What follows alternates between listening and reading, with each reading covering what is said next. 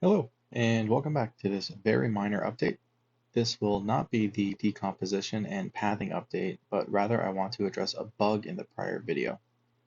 I had mentioned that the algorithm would not work if the polygons were perfectly flat, and it turns out that this was not entirely true. There was a combination of precision issues and configuration oversight. As far as precision, working with triangles and their extraction coordinates and then converting to roll space after the initial build seemed to solve that problem. The second issue, being configuration, was occurring because the algorithm has a kind of contract that it will only operate on simple polygons. In both the shared edge and missing edge cases, it is possible to create an internal polygon, and this violates the aforementioned agreement since the multiply connected polygons are not simple.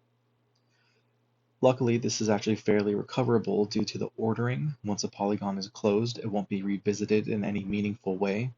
Therefore, when this condition is detected, we can split the inner polygon, retaining a simple outer polygon. In order to extend the entire nav mesh generation to work with this will require a bit more work, but once I have a valid mesh for doing so, I will be finishing off that last part. Unfortunately, at this time, I only have a solution for the shared edge case.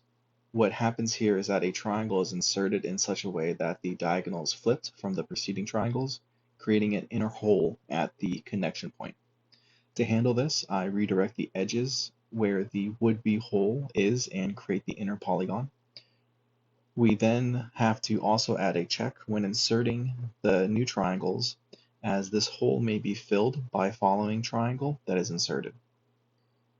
If this happens, we simply remove the inner polygon altogether and we continue building. The case where we have a missing edge, case 7, still requires some more testing.